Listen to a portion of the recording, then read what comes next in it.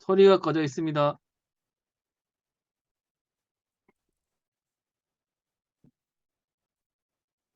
이국경 전도사님 기도하십시오. 예, 알겠습니다. 들리십니까? 예. 예. 예, 그럼 기도하겠습니다. 전능하신 하느님, 자비로우신 주님, 부족하던 우리들이 이렇게 에큐메니컬 아카데미를 계획하고 진행하여서 이제 마지막 순서를 오늘 맞이합니다. 주여, 준비와 시작과 지금까지 함께 해주시고 인도해 주심을 감사를 드리나이다. 오늘 강의를 맡아주실 교수님 인도하시고 이 시간 강사와 우리가 모두 함께 새로운 지식으로 은혜를 나누고 새로운 도전을 느끼고 실행할 수 있도록 인도하여 주소서. 우리 주 예수 그리스도 이름으로 간절히 기도하나이다. 아멘. 아멘. 예, 오늘 강의 주제는 메타버스 시대와 교회 미래라는 주제로 강의해 주실 텐데요. 강의하실 강사 교수님은 김동환 교수님. 저도 오늘 처음 뵀는데요. 연세대 재직하고 계시고, 제가 알기로는 이제 기독교와 윤리 쪽 강의를 많이 하시는 과목을 담당하시고, 또 뭐 인공지능에 대해서도 강의한 거 제가 얼핏 본 것 같고요. 네. 그래서 오늘 메타버스 시대와 교회 미래에 대해서 강의해 주시겠습니다. 강의하기 전에 우리 박수로 환영하겠습니다. 예, 감사합니다. 그러면 제가 화면 쉐어가 되나요? 예, 화면 쉐어 되는 걸로 알고,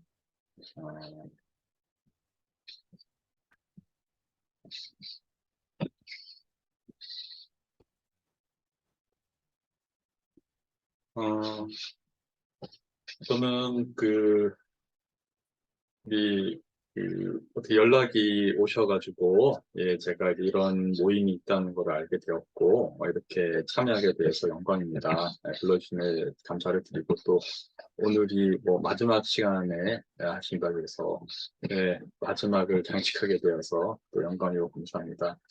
예, 저는 연세대학교 연합시작대학원의 교수고요. 기독교 윤리학을 전공하고 있습니다. 그리고 현재 그 학교 보직으로 연세의료원 세브란스 병원의 원목실장이나 두목실장을 지금 하고 있어서 병원의 그런 사회를 매일 병원에 나가고 그러고 있습니다. 화면에 보이신 대로 오늘 주제를 알려주신 주제가 이제 메타버스 시대와 교회의 미래라고 해서 제가 좀 준비해 봤고요. 저는 간단히 소개를 드리면은 2010년에 미국에서 이제 노스웨스턴 거기 있는 대학, 게레츠나건물 거기 대학에서 석박사를 하면서 좀 AI와 같은 첨단 테크놀로지에 대해서 좀 비판을 신학적으로 하는 그런 공부를 하고 논문을 썼습니다. 그래서 첨단 테크놀로지에서 강화된 인간이라고 하는 포스트 휴먼에 대해 그 관계성의 변화를 기독교의 좀 사랑의 관계를 통해서 비판해본, 그래서 이제 포스트 휴머니즘의 제일 진보적인 트랜스 휴머니즘이라는 것을 한국 국내 신학계 처음으로 2010년에 소개를 했고요. 그러면서 계속해서 그런 부분 좀 관심이 많습니다. 최근에 이제 메타버스라는 거에 대해서 좀 관심이 있어서 어디서 또 장신대 쪽에서 강의를 했는데, 그거를 이제 우리 목사님 어떻게 알게 되시고 그래서 또 초청을 해주신 것 같습니다. 그래서 제가 그때 특강을 했던 내용을 조금 집중하기 위해서 여러분들과 함께 나누고 있습니다. 저는 이제 신학자니까요. 교회 현실에 어떻게 메타버스를 실현시키는가에 대해서는 아마 우리 목회자분들이 진짜 하시고 있는 분들도 꽤 있고, 이렇게 하고 있고, 저는 그 전에 우리가 이거를 기독교 신학적으로 어떻게 이해를 해야 되는지, 그래서 머리로서 좀 생각하는 그런 부분을 오늘 강의 받고 왔습니다. 먼저 이제 제가 오늘 화두로 던지고 싶은 거가 하나 있는데요. 요즘 이 시대를 여러분들이 어떤 시대로 생각하고 있는지, 그거를 좀, 생각을 해보고 싶습니다. 맨 초기 화면이 뭐 메타버스라고 도시에 이렇게 딱 돼 있는데, 지금 과연 진짜 이런 시대라고 여기시는지, 그 부분을 좀 화두로 제가 한번 던지면서 말씀을 드리겠습니다. 문제 제기입니다. 메타버스 시대로 들어서고 있으니 감지가 되시나요? 네, 직접 뵈면은 한번 좀 이렇게 물어보고 싶은데, 글쎄요. 감지가 되신다는 분들 한번 뭐 끄떡끄떡하거나 손 한번 들어보시고, 네. 아직 뭐, 그런 감지까지는 모르겠는데, 네, 하시는 분 한번 손 들어보세요. 끄떡끄떡 하시다. 지금 그 시대가 확실한 것 같습니다, 여러분. 네. 먼저, 첨단 테크놀로지의 요즘의 흐름을 잠시 이렇게 우리가 짚어보면 그걸 알 수 있습니다. 2016년이 저는 이 21세기의 첨단 과학 기술, AI, 인공지능으로 대두되는 그 획기적인 해가 저는 2016년이라고 생각합니다. 자신들이 2016년 1월에 세계 경제 포럼이죠. 스위스 다보스에 열려서 다보스 포럼이라고 하는 거기서 그 클라우스 슈밥이 이제 4차 산업혁명을 선포를 했죠. 그죠? 그때 이제 그 4차 산업혁명의 이유가 아시는 대로 1차, 2차, 3차, 그래서 뭐 증기, 유한적, 2차는 전기, 그죠? 3차는 인터넷 시대. 넘어서 AI와 같은 그런 첨단 과학기술로 인해서 지금 이 시대는 4차 산업혁명 시대다. 그래서 이제 많이 다 들으셔보셨을 겁니다. 그죠? 그러고 나서 이제 불과 2달 뒤에, 3월에, 2010년 3월에 정말로 이제 인공지능이 전 세계적으로 화두가 됐는데, 그게 바로 우리나라 대한민국에서 바둑 게임으로 열렸죠. 그죠? 이세돌과 알파고, 이건 하나의 큰 사건이었고, 아시는 대로 4대1로, 완전히 알파고가 이겼는데, 그때 당시에 이제 이세돌이 한 번 이겼던 건 아마 인류 역사상 앞으로 다시 있지 않을 인간의 승리입니다. 근데 그때는 뭐 알파고가 질 줄 알았다가 허걱했던 거죠. 그죠? 그 뒤에 이제 계속해서 인공지능 플러스 여러 가지 일들이 막 일어나고 있습니다. 그러면 2016년 뒤에 이제 불과 3년 뒤인 2019년에 바로 코로나19가 터졌죠. 여러분 이런 관점에서 가만 보시면은 코로나19가 터진 것이 바로 이러한 첨단 과학 기술을 엄청나게 빠른 속도로 끌어들인 그런 사건이라고 볼 수 있습니다. 왜냐하면 뭐 잘 아시는 대로 우리 온라인 예배 이제는 뭐 웬만한 곳에서는 다 드리죠. 그 다음에 이렇게 지금 하고 있는 이줌 같은 경우도 기술 개발은 됐는데 실용화까지 됐지만 활용이 그렇게 많지 않았습니다. 바로 코로나19로 해서 첨단 과학 기술이 억지로라도 빨리 활용되게끔 엄청난 속도를 당겨준 사건이 코로나19라고 저는 생각합니다. 지금 우리가 쓰고 있는 줌만 봐도요, 여기 써 있죠. 에릭 유안이 이제 중국계 미국 그 CEO인데, 2019년에 코로나가 터지자마자 엄청나게 많이 들었는데, 그 다음 1년 뒤, 2020년에 자신의 줌 블로그에 올린 글입니다. 이것도 벌써 2년 전 얘기죠. 그때 이 사람이 이렇게 고백했어요. 2019년 12월 줌의 1일 미팅 참가자 수는 최대 1,000만 명에 달했습니다. 이것도 대단한 거였거든요. 근데 2020년 3월까지 1일 평균 미팅 참가자 수가 2억 명으로 증가했으며, 그 수는 2020년 4월에는 평균 3억 명으로 증가했습니다. 3개월 만에 30배가 증가한 것입니다. 지금 우리가 이런 모임에서도 이거를 쓰고 있는데, 그죠? 그러면은 지금은 어마어마하죠. 이 기업은 뭐 거대 세계 기업이 된 거죠. 이런 식으로 지금 어마어마하게 인공지능뿐만 아니라 여러 가지 기술들이 일어나고 있습니다. 자, 그러면 이제 우리가 이 시대가 지금 첨단 과학 시대다. 자, 그러면은 이제 메타버스 시대까지 가는가? 맞다는 거죠. 네. 우리가 익히 이제 알고 있는 거는 온라인 예배인데, 조금만 돌이켜봐도 우리 온라인 예배 엄두도 못 내는 교회가 대부분이었습니다. 그죠? 물론 지금 무슨 작은 교회나 어려움이 있는 교회가 있긴 있지만, 우리나라 같이 인터넷이 너무 발전인 아래에서는 뭐 웬만한 곳에서는 온라인 예배 다 드릴 수 있고, 그 회복이 되었는데도 이제 병행해서 들어오고 있는 주제가 거의 대부분이죠, 그죠? 자, 그래서 이런 점을 한번 살펴보면 2020년 시작하면서부터 소위 시작하면서 우리가 이제 이 코로나가 끝난 줄 알고 포스트 코로나 시대가 이제 올 것인데 뭐 어떡하냐 이런 논의들이 뭐 심학교에서 많이 일어나고 하면서 그때 과학기술은 바로 인터넷과 영상 시스템이 결합한 온라인 기술이었습니다. 방금 말씀드린 대로 그걸 다 해냈죠. 특히 교회들도 다 해냈습니다. 그죠? 자, 그러면서 이제, 온라인 예배 정도는 할 수 있다라고 생각을 하고 있는 찰나, 불과 1년 뒤에, 이거 끝날 것 같은 코로나가 끝나지가 않죠. 지금도 안 끝났잖아요. 그죠? 그러면서 이제, 위드 코로나, 이 코로나와 함께하는 시대인가, 이런 말이 나오기 시작했고, 그때, 메타버스라는 것이 바로 1년 전쯤 등장을 했습니다. 온라인의 연장이고요. 오늘 제가 메타버스에 대한 간단한 기술 말씀을 드리려고 하는 건 아닙니다. 메타버스라는 건 뭐 아시는 대로 메타 같은 초월이라는 게 있고, 제 윤리 쪽에서 메타윤리라는 건 오래된 개념이거든요. 메타라는 개념이 초월이라는 게 버스는 뭐 유니버스죠. 하나의 그 좀 초월한 우주와 같은 그런 말인데, 하여튼 이것이 등장을 갑자기 하면서 이건 어떻게 대비를 해야 되지? 막 이렇게 지금 하고 그러니까 이제 저도 이런 얘기를 하고 있고 우리 주제가 이런 거 아니겠습니까?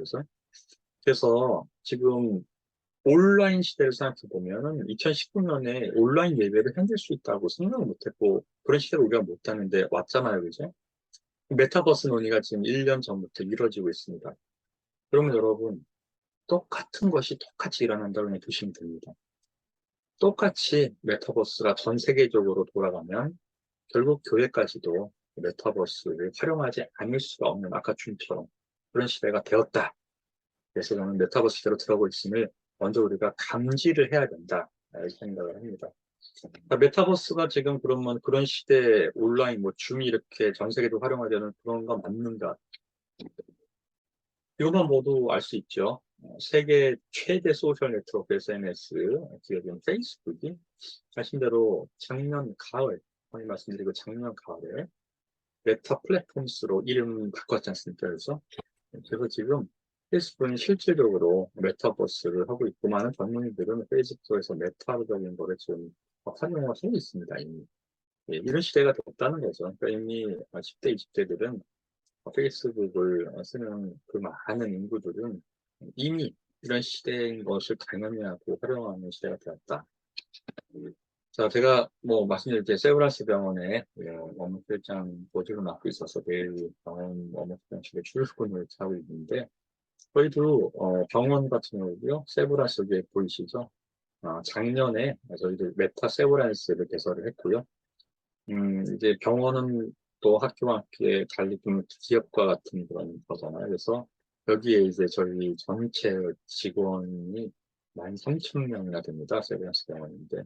그 중에 이제 신입 직원들, 그리고 기존에 있는 직원들 교육을 이미 메타 세브란스를 통해서 지금 실질적으로 저희는 하고 있습니다. 네.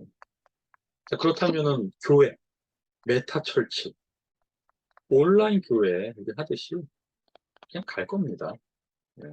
받아들이는지 안 받아들이는지 문제겠지만 그걸 거부하기 어려운 시대가 이제 곧 오고 있다라고 하는데 사실 이미 왔습니다. 이미 왔습니다. 자, 그래서 이걸 가지고 이런 마인드를 가지고 우리가 이런 논의를 이게 뜬금없는 얘기가 아니라는 사실이기 때문에 제가 좀 길게 서론을 강조를 해봤습니다. 이제 본격적으로 제가 신학적으로 조명한다 그랬죠. 저는 메타버스는 한마디로 세계관에 관한 문제, 세계관의 문제라고 저는 이제 생각을 합니다. 오늘 제가 메타버스에 대해서 이렇게 자세히 얘기는 안 한다 그랬죠. 그래서 그 기술적인 건 여러분들, 이 책도 많이 그냥 인터넷에서 다 나옵니다. 크게 지금 메타버스가 활용되는 방식이 4가지라고 구별을 하는데요. 그게 이제, 증강현실, 라이프 로깅, 그리고 거울세계 가상현실입니다. 증강현실은 우리가 좀 익숙하죠. 그것도 참 재밌는 게 2016년이었어요. 2016년. 그때 이 증강현실의 대표적인 예가 여러분 포켓몬고 기억나세요? 네, 포켓몬고. 그래서 현실 세계를 이렇게 좀 증강시키는 기술 해가지고, 뭐, 포켓몬 해가지고, 야단도 아니었던 거 기억나실 겁니다. 2016년에 포켓몬고가 아주 세계적으로 좀 대중화가 되긴 했죠. 근데 그때까지 그 기술이 증강현실이었던 거죠. 이미 그때 메타버스가 활용이 게임계에서 되고 있었던 거죠. 근데 좀 이게 전 세계를 완전히 마크하지는 못했죠. 좀 젊은 친구들 중심으로 그죠. 라이프 로그인 우리가 차고 다니는 이런 거, 뭐 심장 박동수 이런 것들이고. 자, 핵심은 가상현실입니다. 메타버스가 가상현실은 아닙니다, 여러분. 메타버스의 활용 방식이 여러 가지가 있는데 그 중 대표적인 게 네 가지고 가장 화두가 되는 최첨단 기술은 가상현실, 버추얼 리얼리티가 되는 거죠. 그래서 우리가 메타버스를 얘기한다면 가상현실을 말하는 게 제일 낫고요. 저도 가상현실에 초점을 두고 말을 하겠습니다. 말 그대로 가상, 현실은 현실인데 현실 세계와 가상 세계가 함께 만나서 현실 같은 가상 세계를 꾸민 게 가상현실이죠. 그러니까 방금 말씀드린 대로 무슨 문제예요? 현실 세계, 가상 세계, 세계관의 문제라는 거죠. 또는 한마디로 세계관에 관한 문제가 메타버스의 기본적인 신학적 논제다. 이렇게 생각합니다. 자, 구체적으로 좀 이제 들어가 보겠습니다. 자, 예, 지금 제가 나왔죠? 가상 세계와 현실 세계. 이 두 개 모두 결국 세계관의 문제다라는 얘기입니다. 이제 좀 들어가 볼까요? 이제 어떤 세계관의 그런 문제인가? 그러니까 꿈만 같은 현실이 가상현실이겠죠. 현실과 같은 가상이니까요. 그래서 제가 한번 꿈에 대해서 좀 말씀을 좀 드리고 싶습니다. 먼저 이제 메타버스 하면은 여러분, 이제 스노크래시라는 이 소설에서 맨 처음에 이제 메타버스라는 용어가 이제 등장을 했습니다. 아주 오래전은 아니죠. 1992년이니까, 그죠? 이게 이제 영화도 되고 뭐 그런 건데, 이 SF 소설이고요. 여기서 이 주인공이 본래는 그냥 마피아에게 빚진 돈을 갚기 위해 피자 배달부로 살아가는 힘든 사람이에요. 근데 이 사람이 이 가상 세계로 들어갔을 때는 어떤 존재가 되냐면은 뛰어난 검객이자 해커가 돼서 놀라운 능력을 현실에서는 그냥 쭈구리라고 하나요? 가상세계에 들어가면 이 사람은 어마어마한 능력자가 됩니다. 이게 가상현실 세계의 매력이라는 거죠. 그죠? 이런 점에서 볼 때 여러분, 이게 이 영화를 보시면 훨씬 더 이해가 된대요, 영화를. 저는 이 영화를 꼭 추천을 드립니다. 메타버스 이야기는 천재죠. 네, 스티븐 스필버그. 레디 플레이어 원 여러분 꼭 한번 보시길 바랍니다. 여기 들어가면 정확히 메타버스가 가상현실 그 기술이 무엇인지를 알 수 있습니다. 이 주인공이 이제 자기의 아바타를 사용해서 활발히 활동하는 그 정확히 나와 있죠. 앞으로는 이런 여러 가지 안경 같은 것을 다 쓰고 예배드리고 그런 시대가 이미 왔습니다. 여기서 이제 우리가 얘기할 수 있는 거는 이거는 굉장히 말씀드린 매력적이죠. 네. 왜냐하면은 우리가 이 속에서 있는데 이제 꿈속에서 살 수는 없잖아요. 좋은 꿈을 꿨다고 한번 생각하면 우리가 어떤 여러분 생각이 드세요? 예를 들어서 여러분들이 어떤 걸 할까요? 코로나19 시대를 한번 생각해 보면은 우리가 다 마스크를 쓸 수밖에 없고 굉장히 방역이 심할 때가 불과 몇 년 전이었죠. 그죠? 2년 전. 그때 이제 꿈속에서 여러분들이 그냥 마스크를 다 집어 던지고 막 어깨동무를 하고 내가 월드컵 응원을 하고 막 그게 2020년 그 방역 그 상황에서 여러분 꿈속에서 꿨다고 생각하면 너무 기쁜 꿈이었겠죠, 그죠? 근데 딱 깨보니까 어떤 상황이에요? 절대 그렇게 모일 수도 없고 사회적 거리를 둬야 되겠고 다 마스크를 쓰고 갑갑한 게 이 세상인 거죠. 자, 여러분 보시면은 그 꿈에서 탁 깨면은 우리가 이거 꿈이었구나 이제 바로 압니다. 너무 진실 같은 꿈을 꾸면은 그렇지 않죠? 그렇지만 웬만한 꿈에서 깨면은 우리는 아이고 이게 꿈이구나. 자, 그러면서 어떤 생각을 합니까? 그 꿈속에 사실 계속 좀 더 하고 싶다. 이렇게 생각이 들죠. 그죠? 자, 꿈이랑 이거를 비교하면요, 여러분, 가상현실은 그런 겁니다. 여러분, 꿈은 악몽도 있잖아요. 그죠? 그러니까 악몽에서 깨면 어우 다행이다. 다시는 그 꿈 세상 속에 들어가고 싶지 않다 이렇게 되는데 가상현실은 내가 원하는 세상으로 이제 들어가니까 그 속에서 내가 어떤 이 레디 플레이어 원처럼 능력자, 스노우패치 능력자 너무 좋은 세상 쪽으로 자기가 들어가지 않겠습니까? 대부분은 아닐 수도 있지만 그런데 꿈은 깨면은 그만이고 다시 돌아갈 수 없지만 가상세계에서는 그 세계에 언제든지 다시 들어갈 수 있다는 거죠. 그러니까 마스크를 벗어던지고 그렇게 어울리고 있었던 것 그 가상현실에서는 충분히 가능한 거예요. 사회적 거리의 방해, 행사는. 그러니까 이게 꿈과 현실이 왔다 갔다. 그러니까 여러분 이게 굉장한 매력이지만 뭐예요? 위험한 매력이라는 거죠. 왜 위험할까요? 이 현실 세계가 진짜 세계인데 가상 세계에 계속 머무르시게 된다면 그거는 위험한 매력이 된 거죠. 그래서 이제 가상현실에 빠져 있는 사람들이 이런 거 뽑고 계속 하는 것 나타나는 증상이 차가시는 인터넷 중독, 게임 중독 지금 많습니다. 네. 그래서 이 인터넷 중독, 게임 중독이 점점 더 될 건데 그걸 깊이 파고 들어가면은 꿈속에 계속 거하고 싶은데 해낼 수 있는 기술인 거예요. 그래서 제가 방금 말씀드린 대로 꿈만 같은 현실이 가상현실인데 이거는 굉장히 매력적이지만 사실 굉장히 위험하다는 거예요. 위험하다. 이게 바로 이 테크놀로지의 모호성입니다. 예, 이거는 지금 뭐 다 말할 수 없는데요. 예, 테크놀로지에 대해서 분석한 이런 유명한 철학자들이 말하는 얘기가 하이데거도 말했고요. 사실 모호성, 꿈과 현실이 모호하게 이게 현실인지 꿈인지 이게 메타버스인지 모호하게 만들어버려서 나쁘면은 아까 말한 대로 게임 중독 같은 데 빠지는 그런 특성이 본질적 특성이 기본적인 테크놀로지 메타버스 같은 기술 속에 들어있다는 것을 좀 우리가 감지해야 된다는 말씀입니다. 자, 좀 더 이제 집중해서 들어가 보면요. 여러분 데카르트의 꿈의 논증을 아마 아실 거예요. 데카르트의 꿈의 논증은 이렇습니다. 때때로 우리는 단지 꿈속에서 존재하는 사물에 대해서도 그것들이 실제로 존재한다고 생각한다.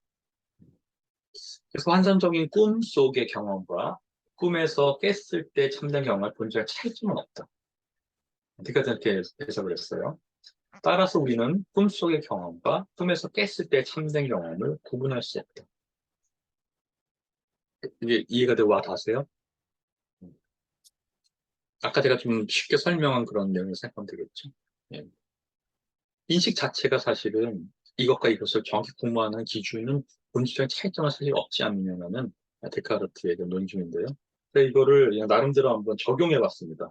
예. 메타버스 가상세계 논증이라고 좀 바꿔봤어요. 제가 이렇게 말할 때 말이 되나 한번 들어보시기 바랍니다. 때때로 우리는 그러니까 메타버스 그거를 지금 현실 세계의 가상 거를 하고 있다고 생각할 때 때때로 우리는 단지 약간 꿈이었죠. 가상세계 속에 존재하는 사물에 대해서도 그것들이 실제로 존재한다고 생각합니다. 그 세계 들어가면 그렇지, 그죠? 환상적인 가상세계 속의 경험과 가상세계에서 나왔을 때 참된 경험 간의 본질적인 차이점은 없다. 따라서 우리는 가상세계 속의 경험과 가상세계에서 나왔을 때 참된 경험을 구분할 수 없다. 이 상태가 바로 소위 쉽게 말하면 게임 중독이죠. 이 세계에 더 가고 싶고, 지금 현실은 싫고, 그 세계가 이 세계인 것 같고, 이러면서 뭐 문제들이 많이 일어나잖아요. 그죠? 자, 이런 점에서 계속해서 제가 세계관의 문제다라는 말씀을 드립니다. 자, 세계관이 충돌을 하는 거죠. 진짜 현실 세계와 가상 세계. 진짜 현실은 물질 세계죠. 창조된 이 물질 세계잖아요.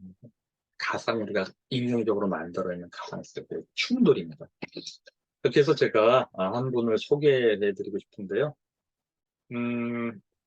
프랑스의 대표적인 정신분석학자 락강을 소개해드리겠습니다. 락강에 대해서는 뭐 여러분 이름은 잘 아시죠? 근데 그 사람이 말한 것의 대표적인 것이 그 상징계, 상상계, 실제계의 분석입니다. 쉽게 락강의 이거를 보로메오의 매듭이라고 표현하면서 락강이 설명하는데요. 이게 이제 실제계, 상상계, 상징계가 서로 이렇게 매듭처럼 얽혀 있어서 이것이 계속 우리처럼 돌아가는 것이 우리가 이 세상을 이해하는 그러한 정신적인 그런 작용이다. 이렇게 말합니다. 쉽게 말하면 이런 겁니다.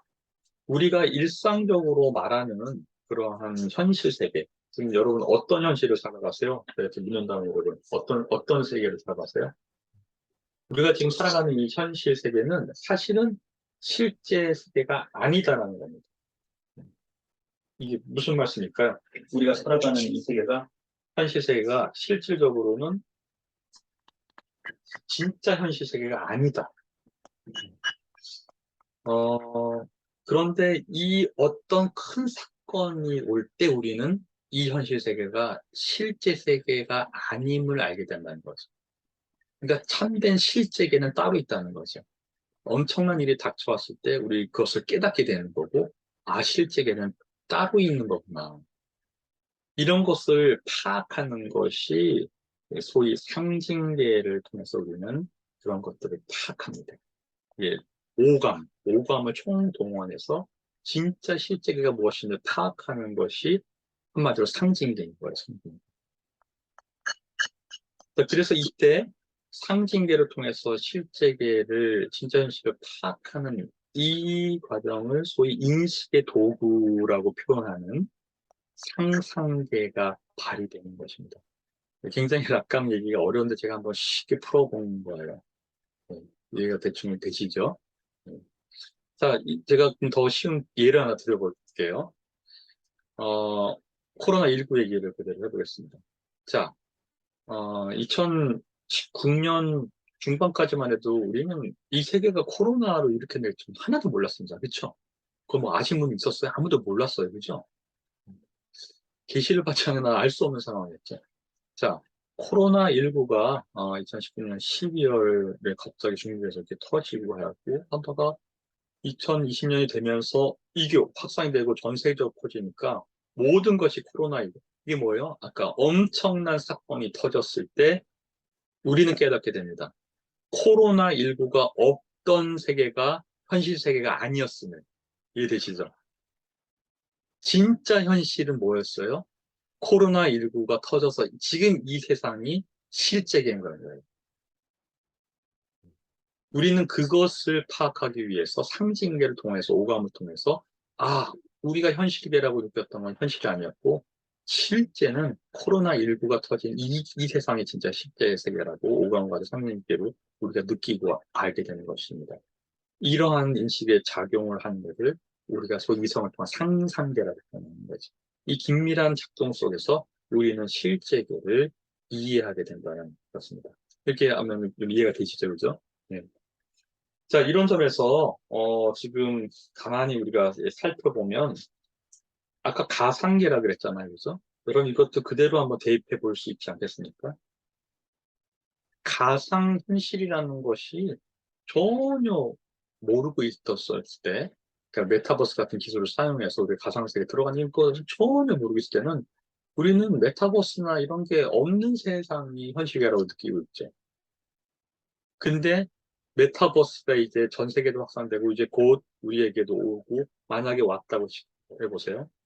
그때 우리는 그걸 사용해보고 깨닫습니다. 아, 가상현실과 진짜 현실을 왔다 갔다 할 수 있는 이 세계가 실제계였구나. 엄청난 과학기술로 인해서 현실이라고 생각했던 것이 깨지면서 우리 상징과 상상계를 통해 발기를 해서 실제계는 첨단 과학 시대였고 가상현실이라는 것도 경험할 수 있는 세계가 실제계임을 깨닫게 됩니다. 말이 되나요?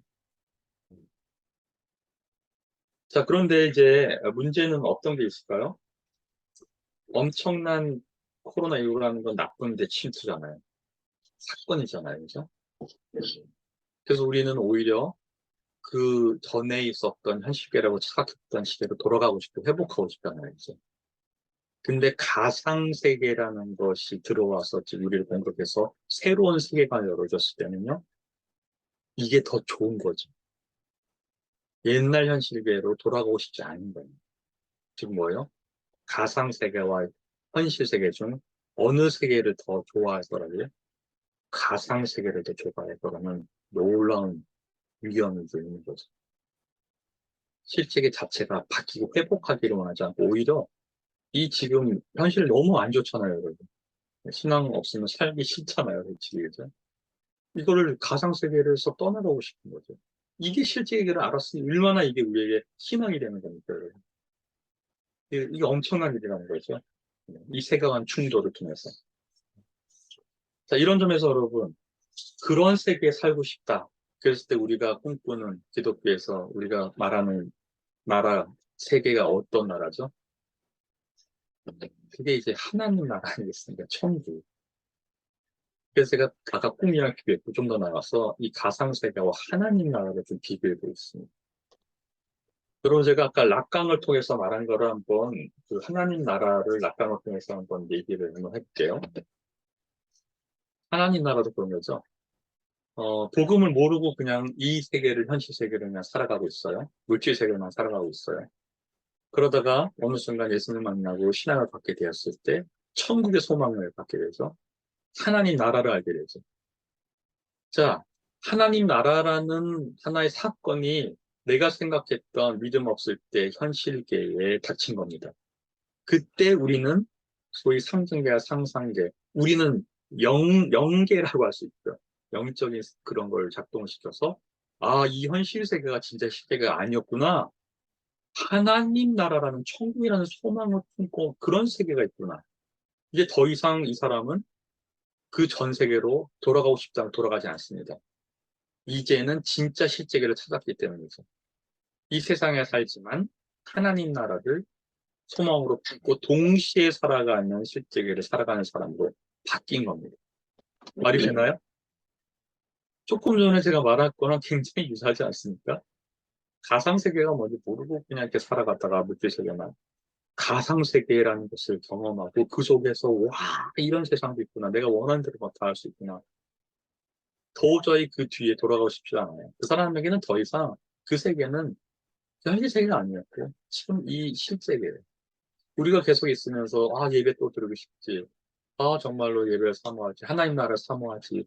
이 사람은 다시 그냥 이걸 버리고 돌아갈 수 없는 건 똑같다는 거죠.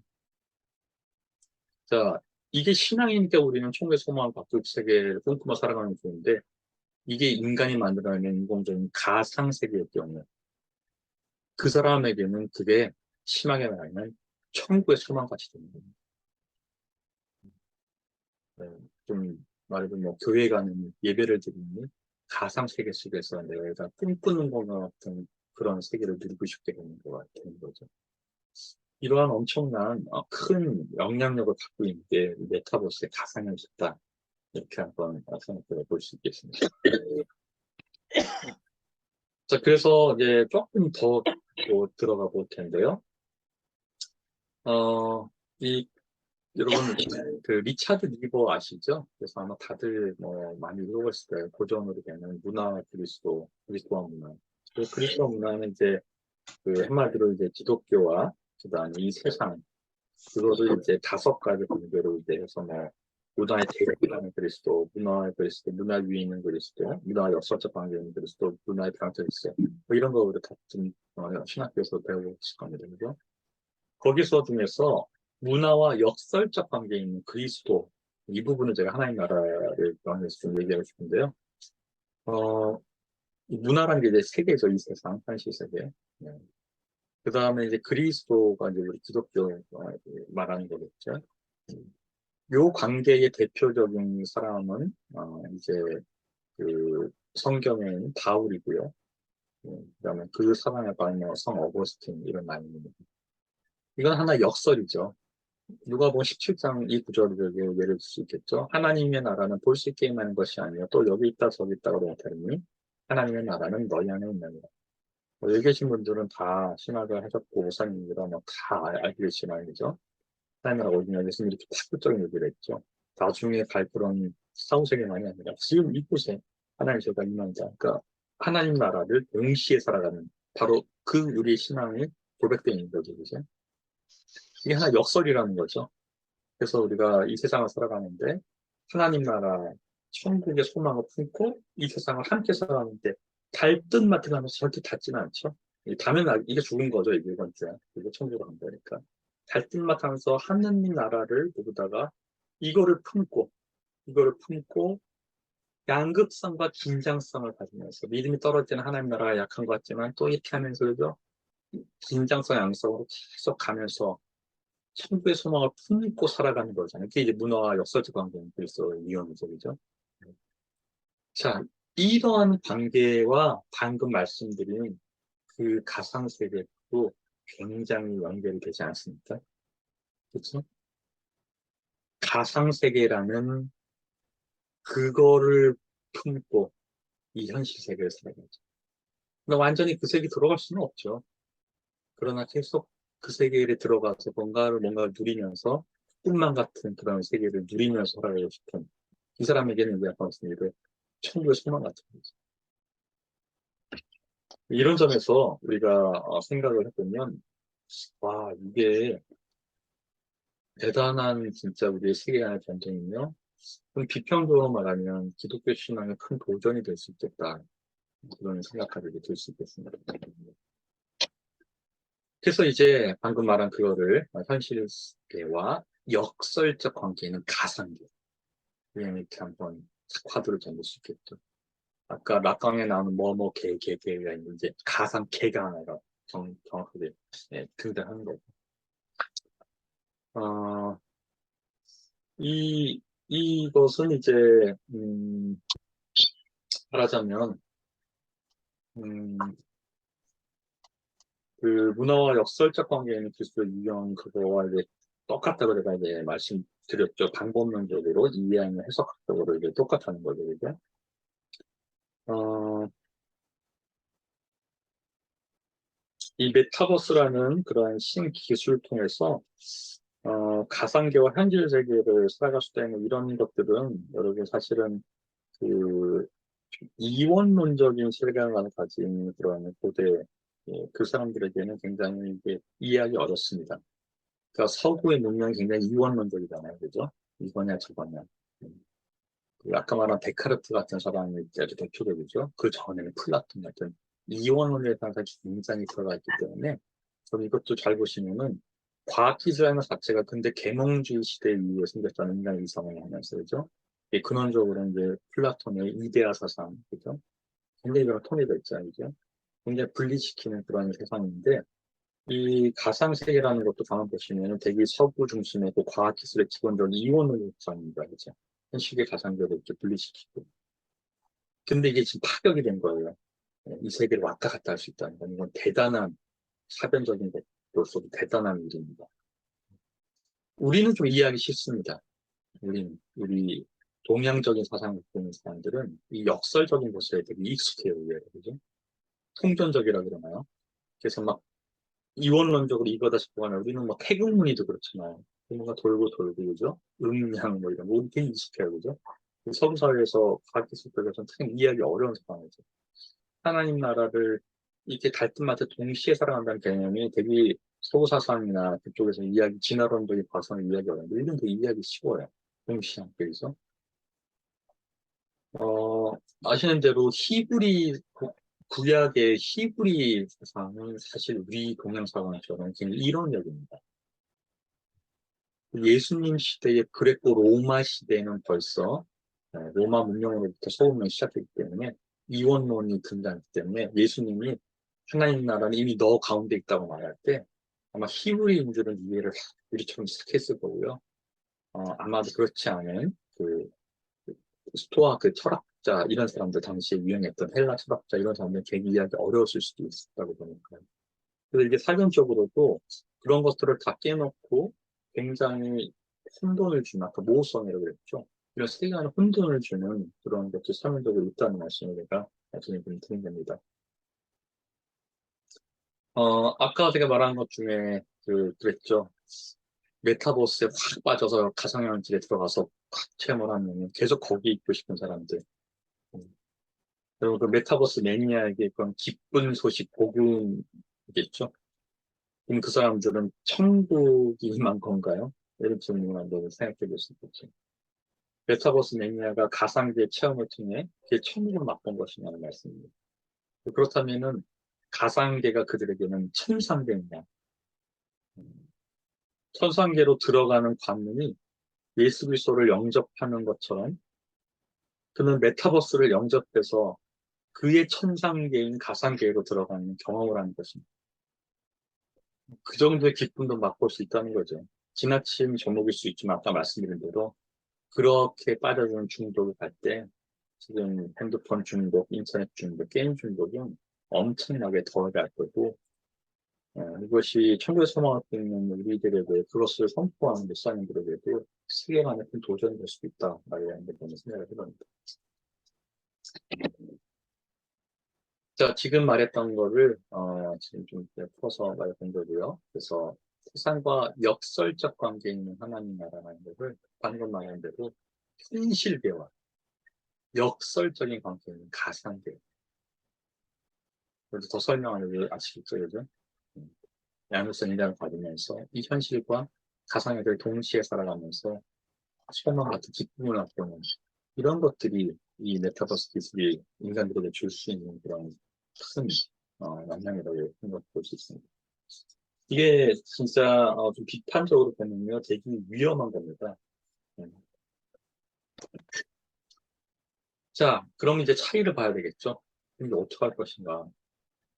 아시는 대로 다행인 것은 천상계는 하나님 나라는 하나님으로부터 주어지는 위로부터 주어지는 것이죠. 이제 가상계는 하늘로부터 주어진 건 아니라 우리 인간이 인공적으로 아래로부터 만들어내서 펼쳐지는 것은 다 천상계 못지않은 가상계였지만 근본적으로 엄청난 차이가 있다. 이 점이 어떻게 보면 저희들에게 희망이 될 수도 있는 것 같습니다. 그렇다면 이제 좀 위로부터 온다는 뭐 이런 거를 말할 건들을 우리가 뭐 아시죠? 칼바르트 같은 사람이 대표적인 사람인데, 같은 대로 이제 그 예수 그리스도 기독론을 얘기하면서 이제 위로부터 기독론을 말하는 대표적인 사람이죠. 그렇다면 이제 이 부분에 있어 아래로부터의 논리를 한 사람이 누군가 하면은 한 번 더 소개시켜 드리면은 라오시안 부시라는 유명한 그 신학자가 있습니다. 라오시안 부시의 사회보험사관이 2차 세계대전이 일어나기 좀 전에 유럽을 완전히 휘어잡았었습니다. 이게 뭐냐면 쉽게 주기도문에 나온 대로 하나님 나라를 이 땅에 구현할 수 있다. 이게 이제 유럽의 사회주의인데였죠. 라오시안 부시의 사회주의인데. 하나님 나라를 이 땅에 우리가 아래로부터 신앙을 가지고 기독교 중심을 건설할 수 있다. 이게 기독교 중심의 유럽 사회에서 굉장히 무서운처럼 일어났는데 그거는 결국 깨졌죠. 왜냐하면 세계대전이 일어나고 나치 히틀러가 등장하면서 인간에 의해서 하나님 나라 구현하는 것은 이거는 말도 안 되고 독재로밖에 갈 수 없다 하면서 굉장히 여기가 이제 비판을 받고 무너졌죠. 그것에 대해서 대표적으로 비판한 사람이 아까 소개해드린 리차드 리거의 한 라이놀드 리거죠. 라이놀드 리거의 이제 기독교 현실주의가 이거는 그렇게 하면 안 된다. 너무나 이상적이고 그거 현실적이지 않는 얘기다. 물론 리버도 아래로부터 어떤 얘기를 했지만 근본적으로 이렇게 뜬금없이 너무 이상주의를 펼치는 것은 이건 틀렸다는 맹소주의를 표현하면서 좀 현실에 맞는 기독교를 표방한 게 이제 라이놀드 기독교 현실주의가 되는 거겠죠. 이런 점에서는 좀 유로부터를 말하는 바르트 같은 그런 사람이 있죠. 구원은 하나님으로부터 오는 것이다. 하늘나라는 하늘로부터 오는 것이고 주어지는 것이고 은혜로 임하는 것이 천국이지라고 이제 말하는 거죠.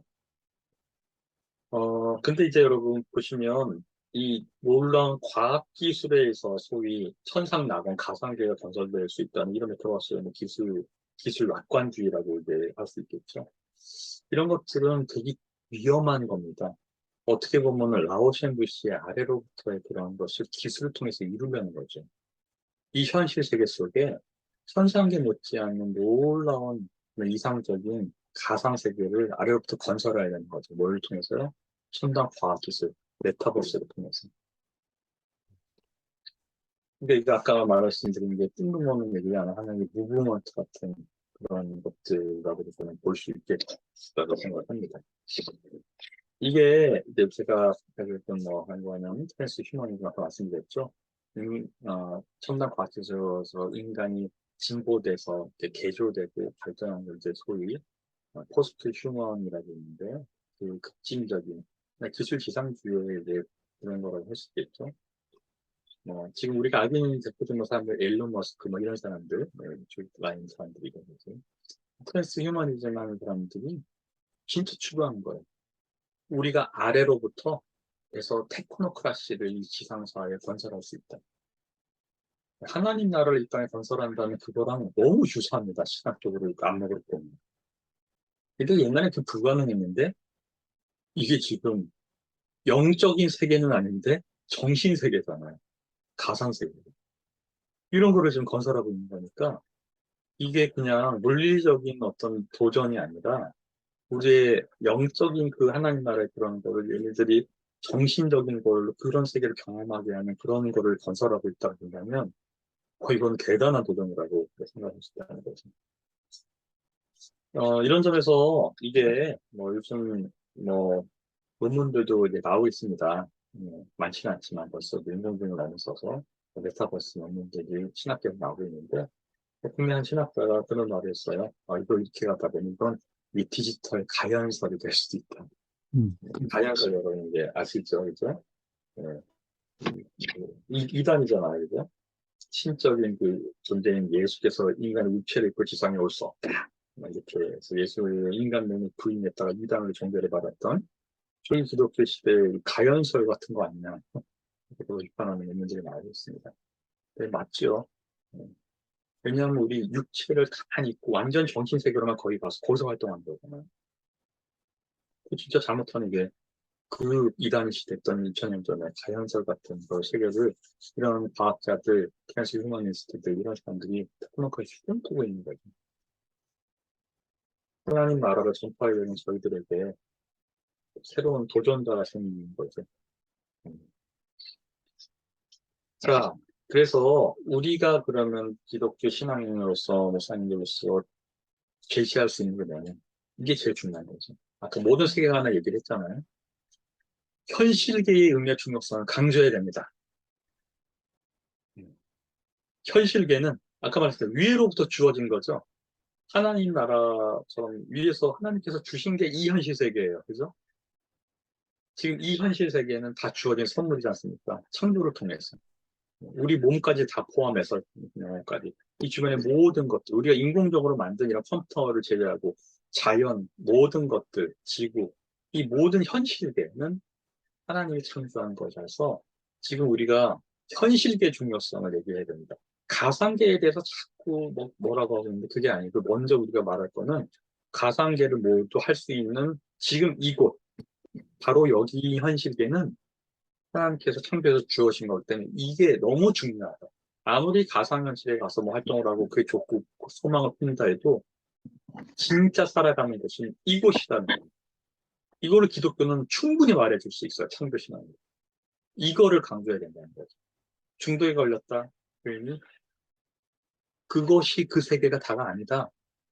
우리는 하나님이 주신 이 현실 세계, 이 창조된 세계, 너가 지금 있는 이 육신의 몸, 이 정신이 하나님의 선물이니까 이게 얼마나 중요한 거를 깨달아야 된다는 거 계속 강조를 하면서 우리가 그런 것을 얘기해야 된다는 거죠. 하나님 천국도 마찬가지잖아요, 그죠? 실제 살고 있는 것은 이 현실인 것을 깨닫는 게 되게 중요하잖아요, 그죠? 이것을 우리가 말해줘야 되는 게 가장 저는 중요하다.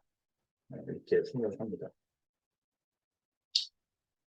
나중에 이제 예배를 온라인 예배도 마찬가지인데 특히 가상 세계의 메타버스 통해서 예배가 되고 드려지고 할 텐데요. 하는 데도 있고 그때 막 그냥 활용하지 말고 저는 이런 걸 목회관으로서 얘기해주면서 해야 돼요. 오늘 실천적인 얘기 제가 안 한다고 했지만 예를 들어서 우리 온라인 예배 드릴 때도 몸 경건하게 좀 하시고 예배 드리셔 이런 거 해주는 게 있거든요. 저 되게 중요하다고 생각해요. 예배 드리는데 완전 잠옷 입고 너부러져가지고 예배 드리는 그거면 안 되잖아요. 그죠? 근데 그거는 그냥 내가 수동적으로 보고만 있으니까 괜찮은데 진짜 가상세계에서는 여러분, 완전한 나무로 좀 바꾸고 있어도 이런 거 쓰고 그 속에 들어가서는 이제 좀 이따 말하겠지만 나의 멋진 아바타를 통해서 경건하게 예배 드리는 척 할 수 있어요. 그 얘기를 해줘야 되겠죠. 이런 목회관을 가지고 신학관을 가지고. 진짜 세계는 지금 이거를 쓰고 계시는 본인의 집이나 거기입니다. 하나님이 준 창조 세계의 그 속에서 나의 현실계를 깨닫고 단정한 모습으로 그렇게 현실계와 가상계가 함께 실현과 진정으로 드려야 됩니다. 이런 거를 얘기를 해주셔야 된다고 봅니다. 그러려면 이런 기본적인 목회가 신학관이 있어야 되는 거죠. 예, 지금 이때까지는 이제 세계관의 혼돈에 대해서 말씀을 드린 거고요. 그거와 연결돼서 한 가지 더 말씀드릴 것이 혼돈이 세계관의 충돌 혼돈만 아니라 그 세계관을 통해서 정체성 혼돈이 있다는 사실입니다. 여러분 정체성 혼동을 좀 말할 때 이 얘기는 뭐를 얘기하는 거냐면요. 바로 아바타를 얘기하는 겁니다. 여러분. 메타버스는 조금 전에 말씀드린 대로 온라인 예배랑 굉장히 다른 기술이에요. 온라인 예배는 수동적으로 내가 그냥 이제 내가 바라만 보고 있는데 메타버스는 내가 그 가상세계에 함께 뛰어들어가서 적극적으로, 능동적으로 참여할 수 있다는 엄청난 차이가 있거든요. 그때 내가 뭘로 활동을 하나요? 아바타를 통해서 합니다. 지금 아까 제가 보여드린 뭐 메타 세브란스니 메타 이런 것들은 보지만 지금 아바타는 지금 가상세계에서 말하는 그 레디 플레이 원에 나오는 그 아바타가 전혀 아니에요. 기술 수준이 아직 그렇지 않아서 그래요. 곧 갑니다. 곧 가요. 페이스북 메타 플랫폼은 이미 그거 막 해서 선전하고 있어요. 곧 도입될 텐데 지금은 뭐 아이콘이죠. 내 아바타라고 하면은 띠리띠리띠 가면서 그저 해보신 분도 있을 거예요. 아바타로 해서 뭐 조금 모습 바꿔서 하는데 지금 가상현실 속에서의 그거는 레디 플레이에서 나온 처럼 그 세계 속에 들어가서 다른 나의 모습으로 마음껏 활동할 수 있는 그 아바타를 말해서 메타버스 하면은 아바타가 아예 다른 나가 되는 거죠. 자, 근데 여러분 아바타라는 단어 아세요? 이게 어디서 온 단어죠? 아바타가요, 여러분 산스크리트어입니다. 힌두교가 사용하는 공식어는 산스크리트어고요. 이거는 완전히 힌두교에서 쓰이는 용어이자 개념입니다. 다신교 힌두교에서 신의 본질은 천상에 있는데 신이 분리가 되는 거죠. 육신을 가지고 이 지상에 와서 본질은 천상에 있는데 육신을 가지고 분리되어 온 그래서 분신화신이라고 하는 거예요. 이게 성이 아바타입니다. 아바타 1 이 영화 혹시 보셔서 다 많이 보셨죠? 유명해서 지금 아바타 2 이제 곧 뭐 물의 세계에서 나오는데 이 아바타 영화가 다 그거예요. 아시잖아요. 이 왼쪽에 있는 사람이 완전 불구 장애인이죠. 근데 아바타 세계는 가상 세계가 아니라 물질 세계죠. 다른 세계인데 물질 세계죠. 네, 그 속에 이 오른쪽에 있는 파란 이 놀라운 능력을 가진 사람으로 분신이 되는 거잖아요. 그죠? 화신돼서 뭐 활동을 하는 거죠. 그러니까 이 아바타 1은 이걸 알고 보면은 완전히 힌두교 사상을 가진 영화입니다. 진짜. 네. 지금은 반대죠. 네.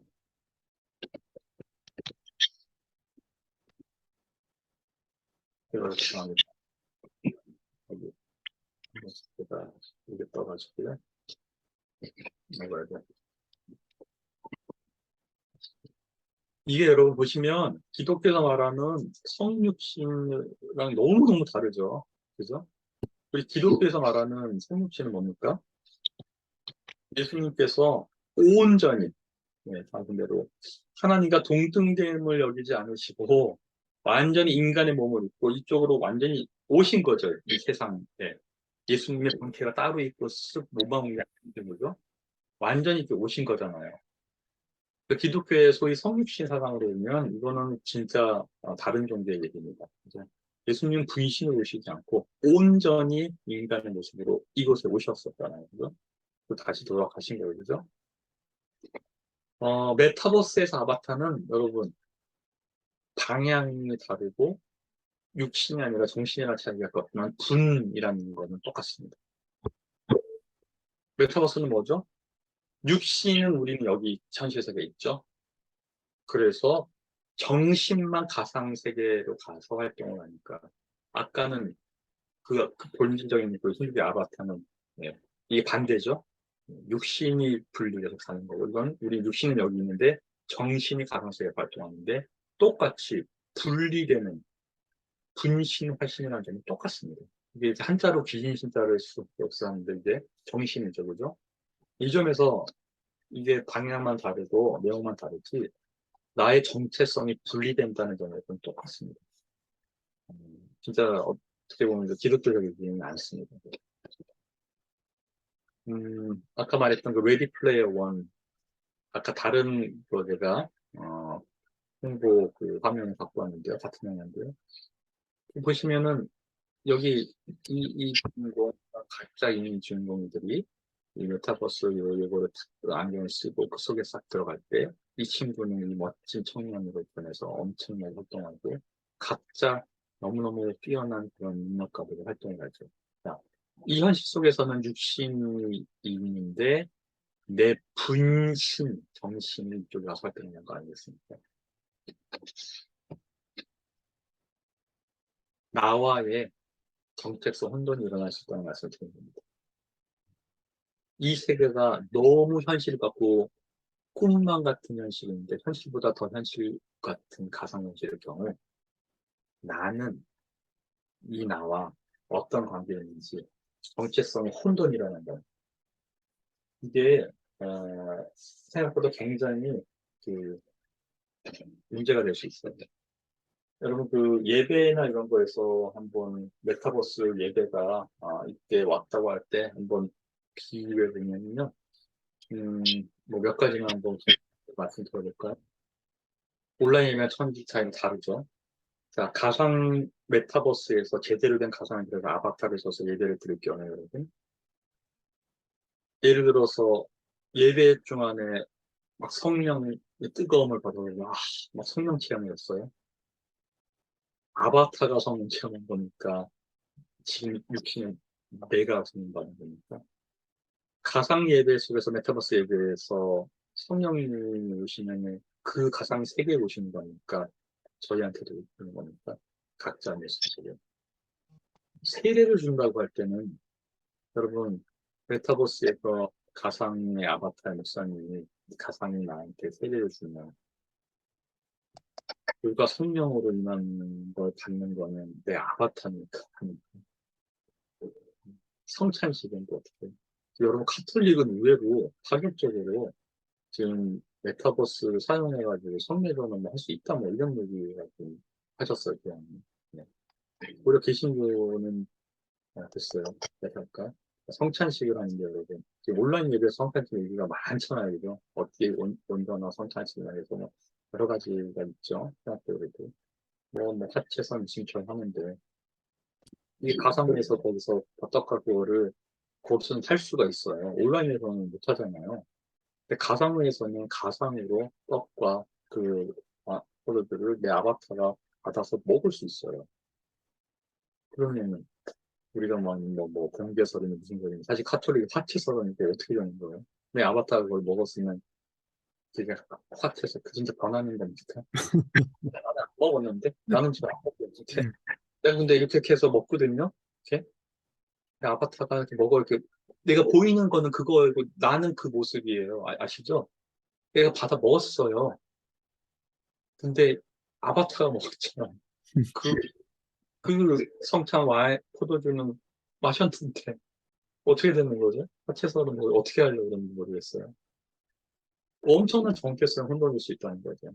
직접 들어가서 활동을 하니까 적극적으로 하니까 온라인이랑은 전혀 다릅니다. 그래서 이러한 정체성 문제를 우리가 생각해야 돼요. 한마디로 우리는 선천적으로 보는 이건 아까 말씀드린 대로 기본적인 사변적으로 여러분 이게 말씀드린 대로 서구 중심에 플라톤으로부터 해서 데카르트로 지금 이원론이 깔려 있고요. 과학기술 자체가 그렇게 대응된 시도에 바로 이런 이원론적인 완 기술들이기 때문에 이런 일들이 하는 겁니다. 근데 사실 우리 기독교 신앙은요, 고대 철학자라는 사람은 플라톤이 아니라 아리스토텔레스를 아우구스투스, 성 어거스틴 따왔습니다. 바로 트스는 그러니까 성 어거스틴이죠, 얘네도. 이는 이 아리스토텔레스, 플라톤의 이데아 사상의 논리적인 게 아니라 이론론의 사상을 받아들였어요. 통전적인 거죠. 네. 아리스토텔레스는 플라톤과 전혀 다르게 얘기했거든요. 그 육신과 정신에 대해서 함께 가는 것을 했기 때문에 그거를 아시는 대로 초구 계급 해가지고 중세에 어거스틴, 또 천주교에서도 아퀴나스 같은 그 정의를 해놨죠. 아퀴나스도 그런 라인이 있고, 우리 기독교는 전체적으로 이론론, 통전적인 그런 육체와 영혼이 우리 함께, 그죠? 하나님 나라를 이렇게 함께 살아가는 이런 것이 기본적으로 사람과 다르기 때문에 이거는 볼 수 있습니다. 물론 메타버스를 통해서 이게 왔다 갔다 교체한 그런 것처럼 지금 보시는 대로 엄청난 그 속에는 분신의 정서적 혼란의 사변이 깔려 있다는 것을 우리가 알고 사용한다는 거죠. 그래서 아까 뭐 예배 그런 얘기를 드린 거죠. 이런 것을 알고 목회관으로 알고 그런 것들을 얘기를 해주고 파악을 시키면서 하지 않으면 알게 모르게 이런 식의 유언론적인 사상, 또 여러 가지 하는 나라의 행동, 세계라는 행동, 정세라는 행동은 여러분 심각한 문제로 앞에 나올 수 있다고 저는 생각합니다. 그래서 우리는 기독교는 뭐를 추구를 굳이 한다 그러면은 우리는 일심동체를 추구하잖아요, 그죠? 근데 이러한 플라토스가스 이론은 이 아바타가 일체 분신을 추구해요, 일체 분신. 우리는 일체 분신이 아니라 일심동체를 추구하는 통념적인 사상이 신앙이 나는 거예요. 이런 점을 파악을 하면서 그, 결국 제가 활용을 하지 말라는 얘기를 하는 게 아니고 결국 활용을 해야 된다는 얘기를 하고 있는데 할 때 그냥 막 받아들이지 말고 온라인 때 그런 걸 다 놓쳤잖아요, 우리가. 그죠? 근데 이제는 한번 경험해봤으니까 이제 메타버스 기술 교육할 때는 기본적으로 메타 신학적으로 이런 걸 다 이해를 한 다음에 그 다음에 이제 우리가 또 활용해야 되겠다라는 점에서 활용을 하되 우리가 이거를 잘 알는 상태에서 목회자들이 목회관을 세워서 활용을 해야 되겠다는 말씀을 결론적으로 드리고, 예, 뭐한 5, 6분 일찍 됐지만 이 정도에서 강의 마치도록 하겠습니다. 네, 들어주셔서 감사합니다.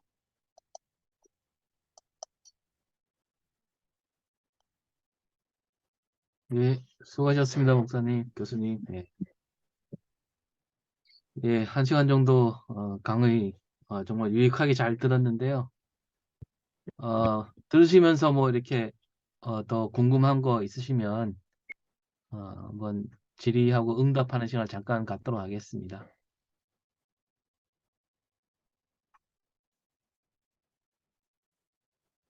그 목사님 교수님 강의 잘 들었습니다. 네, 근데 저는 오늘 그 강의를 좀 예측할 때 조금 그렇게 무식한 말로 지금 현재 교회가 코로나 이후에 지금 여러 가지 뭐 영상 예배를 좀 들고 있는데 이런 영상 예배를 뭐 기술적으로 좀 어떻게 좀 잘 좀 이렇게 드릴 수 있을 것이냐 하는 그런 이야기를 생각을 했었는데 지금 말씀에 이제 말미쯤에 아바타가 나오면서 그 아바타가 대신해서 세례를 받는다든지 또 성찬식을 또 하는 그런 경우가 생길 수도 있다 하는 그런 가상의 말씀을 해주셔서 깜짝 놀랐습니다. 너무 놀랐고 괜찮아 그런 세계가 올 수도 있겠구나 라는 생각을 하고 나는 여기서 지금 안방에서 지금 예배를 드리고 있지만은 내 아바타가 성찬식을 대신할 수도 있겠구나. 그럴 때 과연 이것이 성찬식이 내가 하는 것이 아니냐 하는 그런 논쟁들이 충분히 있을 수 있겠구나 생각이 들어서 너무나 놀란 그런 이 부분이 많습니다. 근데 어쨌든 간에 이제 지금 어쨌든 신학적으로 좀 이렇게 잘 정리를 좀 해주셨는데 이제 앞으로 이런 가상 현실을 생각해 볼 때에 신학적으로 상당한 그런 그 아노미가 좀 오겠구나 하는 걸 생각을 해보면서 어쨌든 그런 가상 세계가 현실화되기 전에 이런 부분에 대한 메타버스에 대한 이런 그 확고한 그런 신학적인 그런 체계들이 제대로 좀 이렇게 갖춰져야 되겠다 하는 생각들을 해봅니다. 아무튼 간에 말씀 잘 들었고요. 지금 너무나 좀 이렇게 혼란이 와가지고요. 조금 더 좀 생각을 좀 이렇게 해보고 질문을 드리겠습니다. 네, 제가 시작부터 세계관의 혼돈이고 정치적 혼돈이라고 그랬잖아요. 네, 예. 혼돈, 네, 맞습니다.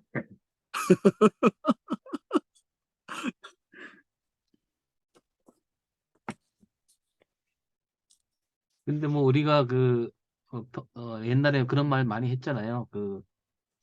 뭐 교실이나 뭐 예배당에 앉아 있지만 정신을 집에다 두고 왔다 이런 말도 하잖아요. 마음을 두고. 음, 그런 말들하고 음. 어떻게 보면 좀 이렇게 유비가 좀 될 수도 있다라는 생각이 예, 들어요. 예, 예. 그 몸은 와 있지만 마음은 안 와 있는 예배는 정말 그게 온전한 예배냐. 음, 음, 그렇게 볼 수도 있잖아요. 네. 음.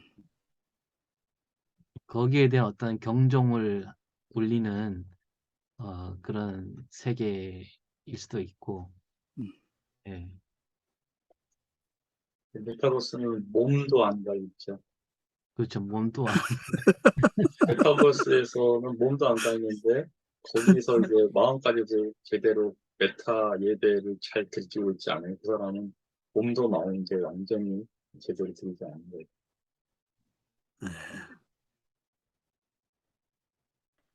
그러니까 지금 현재 지금 그 단계는 아직 그 아바타 수준이 아까 교수님 잠깐 그 말씀하셨지만 좀 이렇게 뭐라고 해야 되나? 약간 조악한 단계 있잖아요. 근데 예.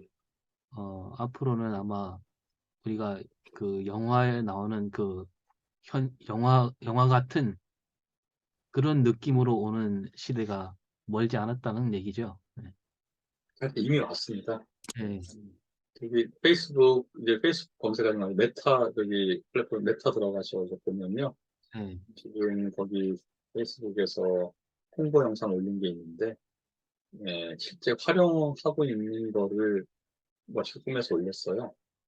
자기 아바타 사용해가지고 참여하는 모습이라든지, SNS에서 교류하는 모습, 뭐 이런 것들 지금 해외 사람들이 벌써 올리고 있거든요.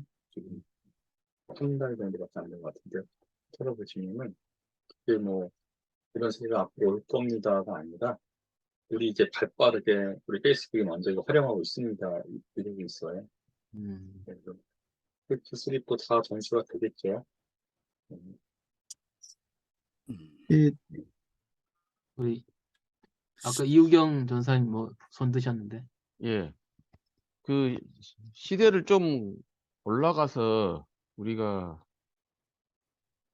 그 기독교인으로서 그 접할 수 있는 그 전파 매체가 기독교 방송국 라디오만 유일하게 그 존재하던 시절이 있었습니다. 이제 1980년대 정도 될 것 같아요. 그 이후에는 이제 뭐 정확한 시기는 모르겠는데 그 케이블 TV도 나오고 하면서, 그러니까 케이블 TV가 나오기 그 이전에 그 기독교 방송국의 그 라디오, 그게 주일 11시에 하는 그 기독교 방송국의 그 설교는 직장에 출근해서 당직을 쓰거나 아니면은 그 출근해서 회사에서 이렇게 뭐 근무를 하면서 뭐 라디오를 들을 수 있는, 아니면은 뭐 배를 타고 이렇게 나가거나 했을 때 그 어렸을 때부터 그 교육받아왔던 그 주일 예배 성수, 거기에 의하면은 굉장히 이렇게 그 갈등이 일으킬 때 그것을 그 해소해 줄 수 있고 그 신앙적 위안을 받을 수 있는 그런 하나의 아주 그 중요한 수단과 요소가 됐지요. 그 주일날 11시에 그 기독교 방송국의 그 예배 그 중계는. 근데 이제 그 차원과 지금의 그 오늘 그 교수님이 말씀하신 메타버스 시대하고는 또 이제 우리가 정서적으로 교감하는 게 많이 그 다를 것 같습니다. 또, 그 시대를 그 경험한 그 CBS 라디오 세대를 경험한 그 정서를 갖고 있는 사람의 지금 메타버스를 대하는 것과 그러한 그 정서를 경험하지 않은 그 신세대들이 현재 그 메타버스 시대 안에서의 그 신앙적 교감이라든지 정서를 교감하는 것은 그 정서가 다를 것이라고 그 생각이 됩니다. 제가 너무 그 저기 논문적으로 그 지금 말투가 그렇게 돼서 저도 죄송합니다. 근데 어쩔 수 없이 그렇게 되고 진행이 되고 있는데, 그러면은 과연 이제 그 그런 그 메타버스라는 그런 그 가상세계 안에서 그 목회를 할 때, 그 교회 공동체를 그 운영할 때, 이 헌금도 거기 그 빠질 수 없는 요소인데, 그럼 그 헌금을, 가상 화폐까지 그 연결시켜가지고 헌금을, 이거 근데 웃을 일이 아닙니다. 그 계좌이체라든지 카드 결제, 뭐 온라인 페이, 왜 그런다면은 이제 아까도 말했지만은 목회자가 목사님들이 이렇게 이제 성찬회를 집전을 아니 뭐 세례를 주고 영성제 이런 것을 할 거 아닙니까? 세례도 주고 예배도 드리고 뭐 여러 가지 성찬식도 하고 뭐 이런 것까지 하면은 교회 오프라인 현재 우리가 현실 세계 속에서의 하는 영역 속에서의 모든 목회의 모습, 이것들이 가상의 교회에서도 그게 다 이루어져야 되거든요. 그러면 이제 헌금 문제도 뭐 과연 어떻게 할 것인가 하면 하다 보면은 뭐 가상화폐를 하자, 아니면은 온라인 쇼핑몰에서 결제하는 식으로 신용카드라든지 이런 걸 갖고 뭐 그냥 뭐 하고 뭐 계좌 이체를 한다든지 이렇게 했을 때 과연 그걸로 그냥 온전히 온라인적인 어떤 교회가 운영이 되면은 1년 365일 52주 한 분도 얼굴 보고 스킨십이 불가능한 그런 이제 아니 그런 기회가 없는 그런 교회가 된다는 거죠. 그러면 과연 우리가 그렇게 될 때 예수 그리스도가 우리의 구세주라는 거 고백을 할 때 예수님께서 친히 인간의 몸을 입고 성육신 돼가지고 내려왔다. 이것을 그러면 어떻게 할 것인가? 나는 이런 아까 교수님 말씀에도 이런 것이 있다시피 이걸 그러면은 어느 영역까지 하고 이게 그러면은 그냥 이게 완벽한 메타버스 교회가 완벽한 것인가, 아니면은 오프라인의 전통적인 교회의 모습과 전통적인 목회와 결합을 해가지고 보조적인 역할을 할 것인가, 뭐 이런 것들은 고민을 많이 해봐야 될 것 같다는 그런 생각이 듭니다. 예, 뭐 그냥 제가 저기 오늘 목사님의 강의를 듣다가 즉흥적으로 제가 생각이 나가지고 몇 마디 그냥 횡설수설한 것 같습니다. 이상입니다. 감사합니다. 너무 중요한 말씀 많이 해주셨네요. 네, 그러니까 제가 계속 말씀드린 대로 그냥 활용하면 안 된다는 거죠. 네, 이런 생각들을 하고, 그래서 어디까지 활용할 것이고 우리 교회는 어떤 영역을 할 것 같다. 그러니까 만약 메타버스 교회를 오픈을 한다고 생각해 보시면 마음대로 만들 수 있거든요. 뭐 아주 작은 시골의 개척교회 하지만 시스템만 잘 해낼 수만 있다면 교인들이, 그러면은 가상 세계에서는 메가처치로 대형 교회를 만들어서 예배드리게 할 수도 있어요. 소형 교회를 만들 수도 있고 세팅 자체를. 네. 장점은 그런 것도 많죠. 교회 규모뿐만 아니라 활동 반경 어디든지 다 공간을 만들 수 있는 거니까. 헌금은 사실 너무 쉬운 문제일 겁니다. 지금 우리 클릭만 하면 되는, 예를 들어 카카오페이 이런 거 있잖아요. 예. 네, 거기 버튼 같은 거만 같이 누르면 내 아바타가 딱 누르면 헌금 되겠죠. 그냥 너무 쉽게 되는 거죠. 아이콘 누르듯이. 네, 되고, 그걸 뭐 가상화폐를 쓰기로 할 수도 있겠고, 바로 계좌 이체가 되도록 우리 링크 연결해서 띵 하는 거랑 똑같은 개념이니까 너무 쉽게 이건 할 수 있고, 근데 더 나 말하는 거는 실제로 헌금을 내는 걸로도 할 수 있는 거죠. 내 아바타 통해서 헌금 바구니를 돌려서 쓸 수 있는 거예요. 그걸 이제 가상화폐를 쓰면 되겠죠. 가상화폐 모양을 만들어서 헌금 이렇게 넣을 수 있는 거죠. 그러니까 이게 굉장히 의외로 쉽게 적용할 수 있는데요. 그 선을 정해야 된다는 게 되게 중요한 부분이어서 제가 그래서 말씀드린 거예요. 약간 예배 드릴 때 우리는 내 모습이랑, 저는 좀 그런 생각을 해봤어요. 아바타를 가능하면 본인 모습 비슷하게 우리는 써야 신령과 진정의 예배가 된다. 뭐 예를 들어서 내가 뭐 이런 모습인데 내 아바타 모습은 제일 보기 좋았던 20살의 내 모습으로 하시고, 실질적으로는 90세 되신 분이 제 아바타에서 너무 멋있는 모습으로 예배드리는 거 하고 싶을 거 아니에요, 그죠? 자기 모습 숨기는 거니까. 네, 그렇게 하지 말고, 레디 플레이어 원에 가서 나중에 막판에 이제 진짜 사람들이 모여서 다 놀래요. 이렇게 등치 큰 그 남자는 사실 여자 조그만 애요. 막 이렇거든요. 이게 예배될 때 가능하면은 도로 좀 그러니까 아까 현실기가 중요하다는 거죠.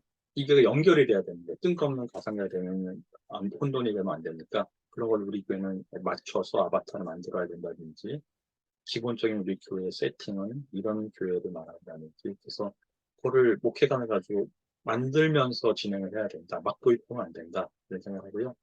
앞에 얘기했던데 그게 되게 중요한 얘기인데요. 세대 차이가 엄청날 거고요. 그 요즘 MZ 세대 논쟁이 되게 많은데 MZ 세대는 첨단 테크놀로지로 나눠진 세대잖아요, 솔직히. 그래서 MZ 세대는 그 원주민이라 그러잖아요, 그냥. 예, 태어나서 할 때부터 컴퓨터나 핸드폰 이거를 들고 태어난 애들이에요. 완전히 패러다임 우리가 바꿔야 돼. 얘네는 그 전을 오히려 모르는 거죠, 아까 말씀하신 대로. 라디오만 듣던 시대 자체가 없는 거예요, 머릿속에. 그러니까 지금 그 연배가 어떻게 되시는지 잘 모르겠는데, 저 같은 경우는 이제 쉰이 조금 넘었거든요. 저같이 50대 초반인 사람은 이제 소위 말하는 이주민 세대라 그러잖아요. 네. 그런 거를 경험하다가 지금 온라인이나 이런 쪽으로 이주해 온 거죠. 말하자면 이집트에서 이제 탈출해서 광야로 와서 가나안 땅에 막 정착을 하게 돼. 저 윗세대는 아직 가나안 땅에는 가지도 못하고 라디오나 걸로 끝나버린 세대. 예. 그래서 그런 식으로 얘기를 하거든요. 그러니까 지금 우리는 본인이 어떤 세대인지를 파악하는 게 되게 중요한 것 같고요. 제일 중요한 건 지금 MZ 세대는 그냥 원주민이에요. 여기가 자기 고향. 이들에게는 메타버스가 열리면은 전혀 어색한 세계가 아닙니다. 이 실제계가 그냥 현실계와 가상계를 왔다 갔다 거리는 걸로 느낄 세대. 이게 지금 이제 세대죠. 지금 20대도 아니고 10대쯤 되지 않을까? 그 세대. 예, 정병진 목사님. 예. 예, 교수님 강의 잘 들었고요. 별로 고민을 안 해봤던 문제들을 생각을 하게 되었습니다.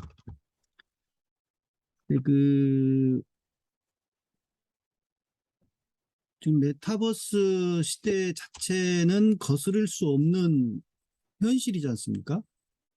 예, 이미 말씀하셨다시피 이것을 우리가 비판은 할 수 있지만 이 자체로 가는 것을 기독교가 이렇게 차단하거나 어떻게 할 방법이 없다고 생각을 하고요. 아마 제가 생각할 때 초기 교회 신도들이 또는 그 지도자들이 오늘 한국 교회에 예배드리는 모습을 봤다면 저게 기독교인가? 라는 생각을 아마 하게 되지 않을까. 그 정도로 많이 달라졌지 않습니까? 시대가. 마찬가지로 이제 메타버스 시대가 새롭게 그 대세로 이렇게 열리는 그런 상황 자체를 우리가 거스를 수는 없을 것이다 라고 보고요. 그렇다면 어떻게 할 것인가가 문제인데, 물론 비판적인 어떤 그 시각을 가지고 세계관 메타버스 안에 가지고 있는 이 독소적인 문제, 세계관의 문제 이런 것들을 비판을 해야 되겠지만 적극 활용할 필요가 있다. 저는 그렇게 봅니다. 마치 그 사도 바울의 아비아가도를 깔아놓은 로마 제국의 그 길을 활용해서 복음을 전파했듯이 이 메타버스 속에 그야말로 익숙해 있는 MZ세대에게 그걸 통해서 오히려 예수 그리스도의 복음을 어떻게 효과적으로 전달할 것인가, 이런 문제들을 고민할 필요가 있지 않는가 그런 생각을 하고요. 그래서 위로부터의 하나님 나라, 아래로부터의 하나님 나라 이야기를 하셨지만 저는 그 두 가지가 같이 가야 된다고 봅니다. 어느 것을 선택할 문제는 아니라고 보고 그 두 가지 양면성이 다 있는 것이고, 그렇기 때문에 아래로부터 라오시엔 부시의 그런 하나님 나라 실패했다고 보지 않고요. 그 두 가지가 병행돼야 된다. 여전히 이렇게 보는데 교수님 생각은 어떠신지요? 예, 제가 말씀드린 것도 양극성과 긴장성을 가지면서 함께 가야 된다는 말씀을 드리고 있고요. 그게 기독교 신앙으로 저를 보고 있는 거기 때문에 저도 그렇게 생각하고요. 뭐 말씀드린 비판은 이제 이런 거를 모르잖아요. 대부분 이 기본 개념을 교회 리더의 목회자들은 갖고 있어야 된다고 저는 생각하는 거고요. 그 점에서 비판을 한 거고요. 이런 비판의 시각 갖고 있어야지 알거든요. 그 문제가 터졌을 때 그 이익을 찾고 어떻게 해야 돼요. 말씀드린 대로 활용은 당연히 해야 돼요. 그죠? 해야 되고 할 때 어떻게 하는지 그러니까 그 경계선을 잘 정해야 되겠죠. 그 정할 때 말씀드린 대로 핵심은 현실기가 중요하다는 점을 굉장히 하셔야 된다고 봐요.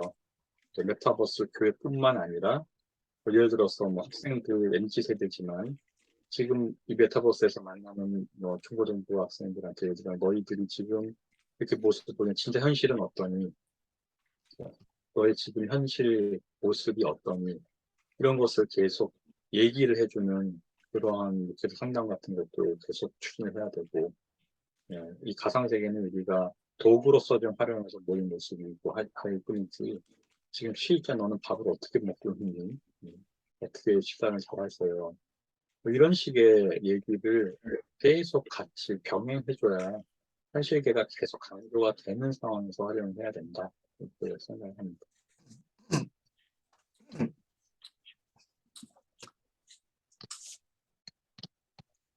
예, 또 뭐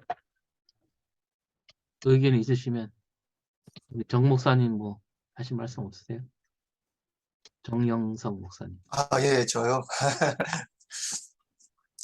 저는 기술적인 면에서 이걸 지금 세미나를 한 2번 들었습니다. 2달 새에.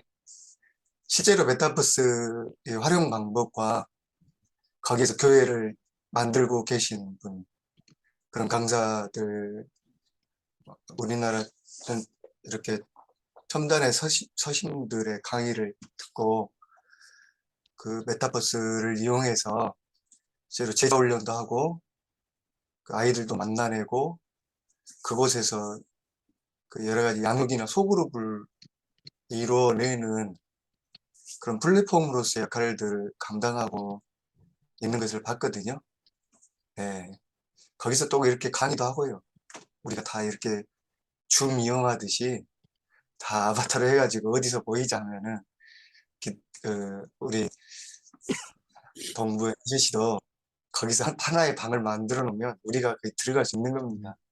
네, 이렇게 얼굴 보고 하듯이 그런 이제 실제적으로 하고 있는 모습들을 우리가 모르니까 아마 지금 그 상당히 이론적으로만 느껴질 것 같기는 해요. 근데 그런 지금 노블록스나 아이프렌드 같은데 상당히 활발하게 가면은 교회를 세울 수가 있거든요. 가상의 교회를. 그리고 거기 초청할 수 있고요. 교인들을. 우리 교회를 거기다 만들어낼 수도 있고. 근데 그건 쉽지 않은 것 같아요. 제가 다 보니까 상당히 시간도 들어가고 연구도 해야 되고 목사님이 그 부분에 있어서 기술적으로나 또 인터넷에 대해서 상당히 밝아야 될 것 같긴 하고요. 그런 모습들을 제가 봐봤다. 기술적으로 좀 해나가고 있는 그런 교회들이 있더라. 그런 걸 제가 지금 접목은 못하고 있지만은 오늘 이제 김동환 교수님 말씀을 들으면서 이제 그런 철학적인 면과 깊은 신학적인 고민을 거기에는 접목을 안 시키더라고요. 오늘 이제 그것까지 접목이 되니까 형식적인 면에서 또 거기에 대한 신학적인 또 목회적인 그 복음적인 면에서 한번 바라보게 됐네요. 제가 아마 노블록스가 뭔지 아이프렌드가 뭔지 여기서 아시는 분이 얼마나 있을까 모르겠어요. 지금 스마트폰만 키시면 이게 되기는 하는데 살짝 상당히 우리가 그 관심이 많이 없었죠. 예.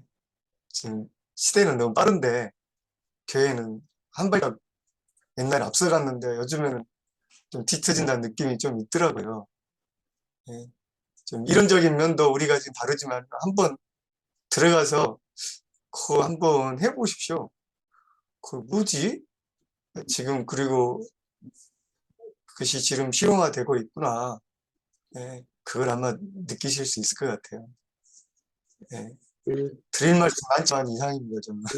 지금 뭐 활용하는 게 꽤나 있고요. 저도 뭐 이 강의할 때도 그거 하시는 분, SK에서 지금 그거 하시는 분 같이 보더라고 했는데 그게 어렵지 않아요. 왜냐면 플랫폼이 다 갖춰져 있기 때문에요. 그렇죠. 세브란스 아예 같은 되죠. 저희는 이제 게더타운을 돈을 좀 내고 이제 활용을 하고 있는데 게더타운. 예, 40명까지는 뭐 일단 모르겠어요. 기업마다 다른데 세브란스는 40명까지 무료로 사용할 수 있고 더 큰 행사가 부서에서 하려면 돈 좀 내면 되고요. 인당 돈을 받아요. 뭐 1불, 2불 이런 식으로. 그래서 100명 들어가는 건데 기본 그 플랫폼을 사용하는 거기 때문에 지금 우리가 줌 플랫폼을 사용하지 줌을 우리가 구축해서 지금 할 필요는 없잖아요.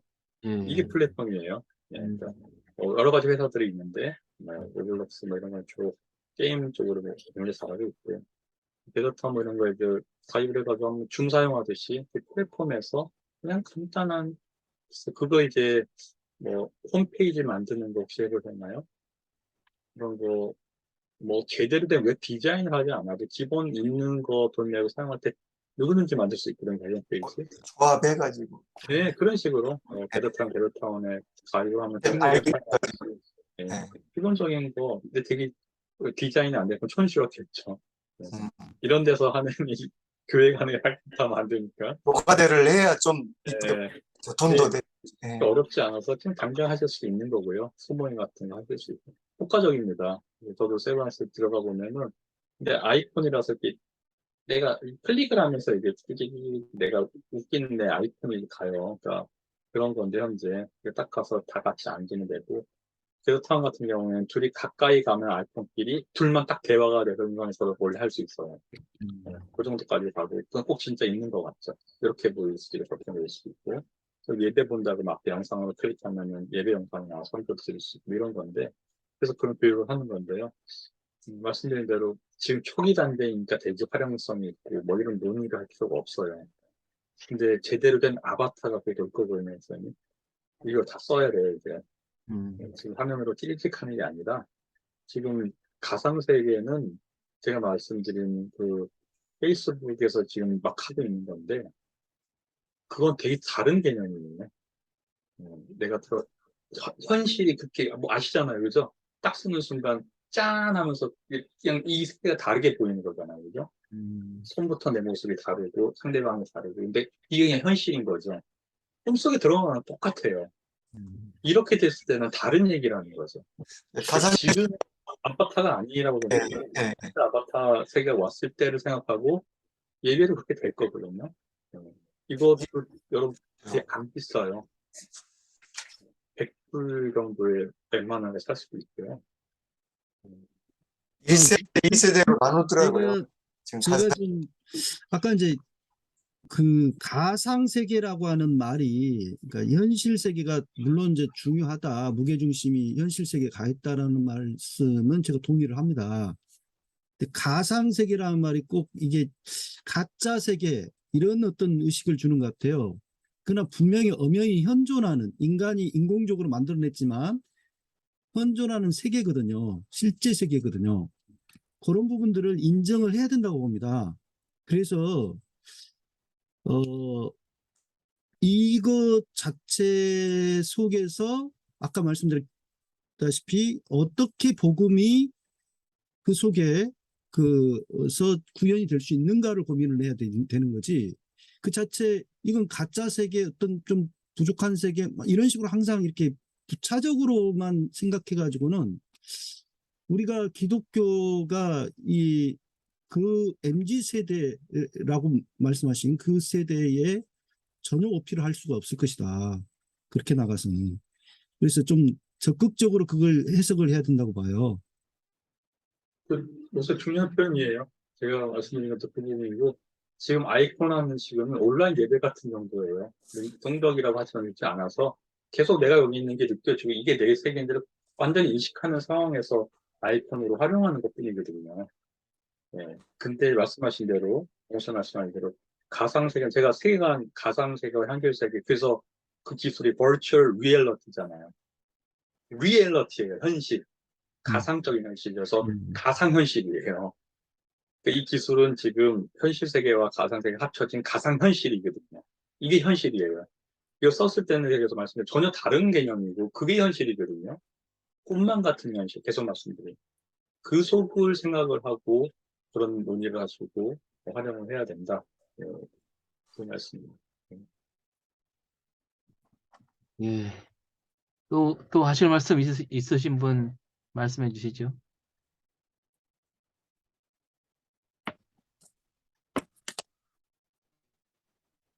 네. 없으면 오늘 강연 여기까지 할까요? 예. 여기까지 하고 우리 정병진 목사님 기도해 주시고 교수님 이렇게 예, 보내드리겠습니다. 네, 기도하겠습니다. 하나님, 우리 목회자들이 감당하기 어려울 만큼 놀라운 기술적인 변화, 세계의 변화가 진척되고 있음을 오늘 교수님을 통하여서 다시 한번 확인하고 또 고민하게 되었습니다. 주님, 변화한 세계 속에서 어떻게 주의 복음을 전파할 것인지 더 많이 생각해보고 또 그 문제점들을 잘 헤아려서 이 시대에 적절한 주의 나라를 구현해 나아갈 수 있도록 저희들에게 지혜와 능력을 더하여 주옵소서. 주 예수님의 이름으로 비옵나이다. 아멘. 다시 한번 우리 교수님 수고해 주신 교수님께 큰 박수하고 보내드리겠습니다. 수고하셨습니다. 자, 자, 예, 나가보겠습니다. 네. 감사합니다.